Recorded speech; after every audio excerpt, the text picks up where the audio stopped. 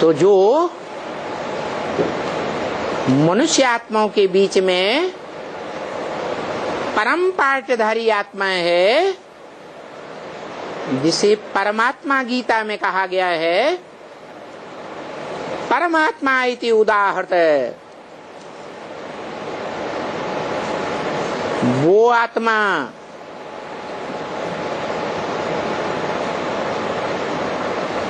श्रेष्ठ पार्टधारी है, जो दादा लेखराज ब्रह्मा के तन से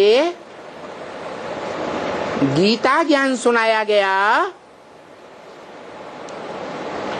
उस गीता ज्ञान के गीत का, कविता का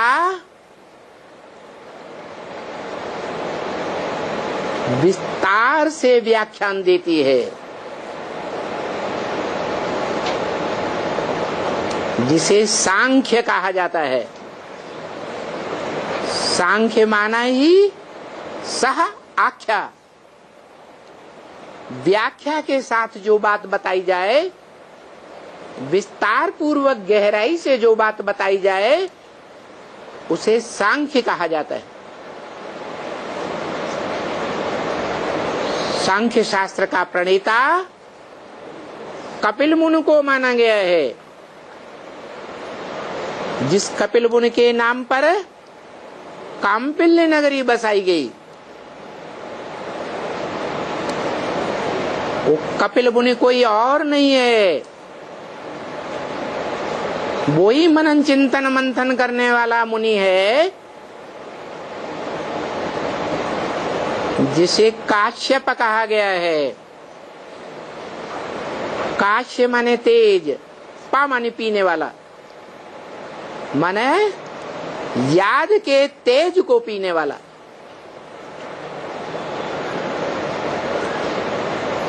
जिस काश्यप के रूप में, मुनि के रूप में, ऋषि के रूप में सारे वेदों शास्त्रों का व्याख्यान दिया गया, व्याख्या बताई गई। वेदों की व्याख्या आरण्यकों में आई है, शतपथ ब्राह्मण आदि में आई है, और ब्राह्मण और आरण्य की व्याख्या उपनिषदों में आई है, और उपनिषदों की व्याख्या पुराणों में आई है। इन सभी शास्त्रों का पहला व्याख्याता, जो बड़े बड़े शास्त्रों का व्याख्याता माना गया है, गीता शास्त्र का बड़े व्याख्याता कौन? जो गीता में लिखा है व्यास प्रसादात। वेदों के बारे में क्या कहा गया? व्यास के नाम से पहले कौन सा शब्द जोड़ा जाता है? वेद व्यास। ऐसे ही पुराणों में सबसे बड़े पुराण का नाम क्या है?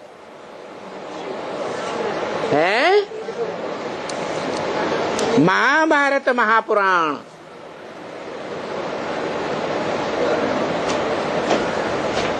पूरा बड़ा हाल भर जाता है। एक ही धर्म ग्रंथ से।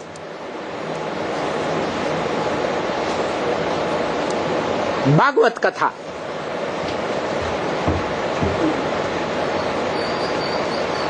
व्यास ने लिखी, वो ही हीरो पाटधारी है,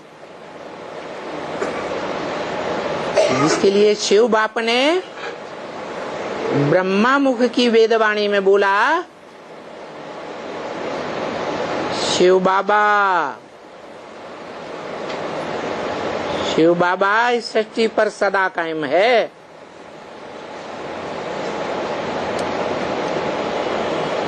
संगम युग के शूटिंग पीरियड में भी सदा कायम है और ब्रॉड ड्रामा में भी सदा कायम है।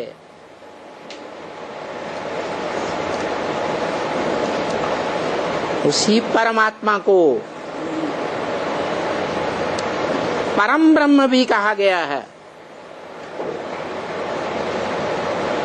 जो बोला है कि मैं जिस तन में प्रवेश करूंगा उसका नाम ब्रह्मा रखूं।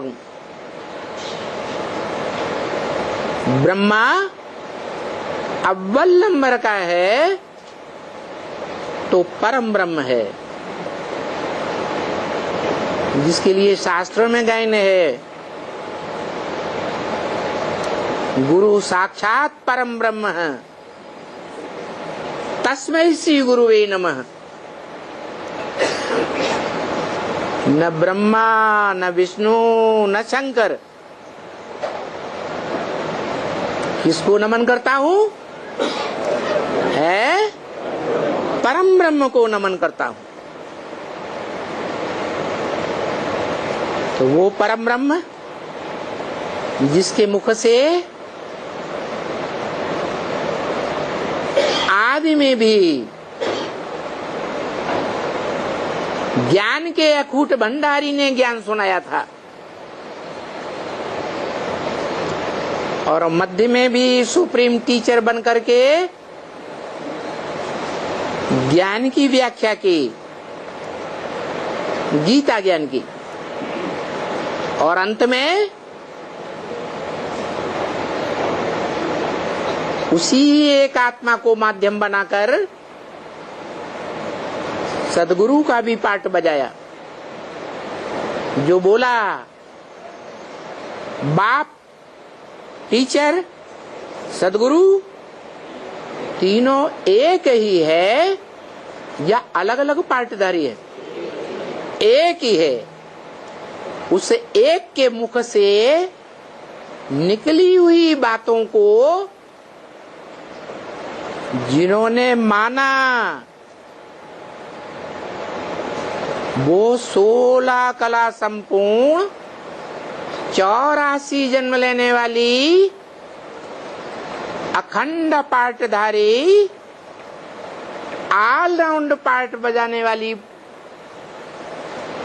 बाप समान आत्माएं रुद्रमाला के मण के कही जाती है,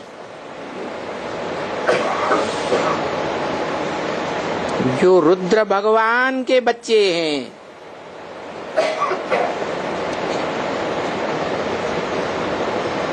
शिव ज्ञान यज्ञ नहीं कहा जाता, ब्रह्मा ज्ञान यज्ञ नहीं कहा जाता, विष्णु ज्ञान यज्ञ नहीं कहा जाता। क्या कहा जाता है?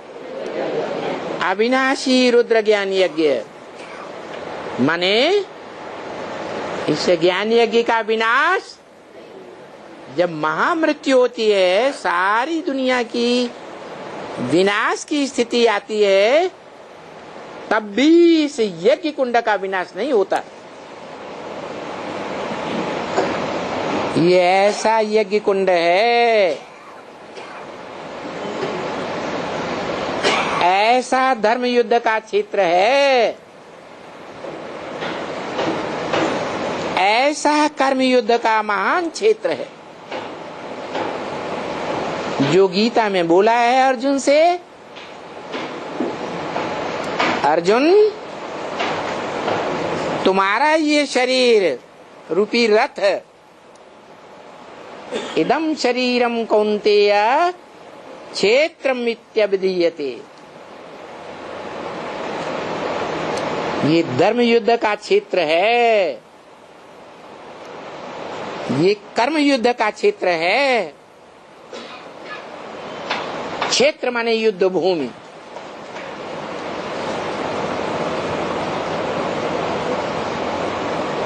तेरा शरीर रुद्र ज्ञान यज्ञ कुंड के आदि से ही ये यज्ञ कुंड रूपी क्षेत्र तैयार हो जाता है, जिस कुंड रूपी युद्ध क्षेत्र में सारी दुनिया स्वाहा हो जाएगी।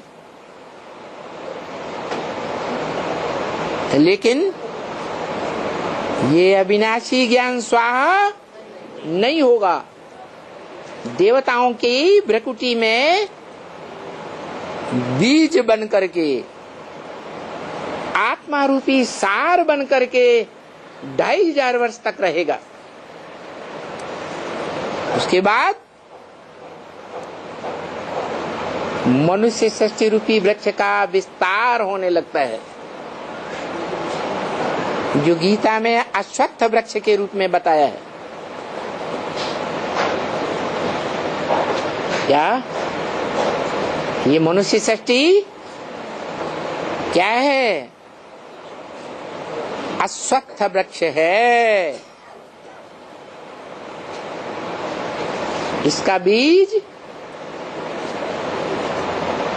कहाँ बोया जाता है? जहाँ इस वृक्ष की यादगार बनी हुई है। कहाँ यादगार बनी हुई है? कलकत्ते में बनियन ट्री बना हुआ है।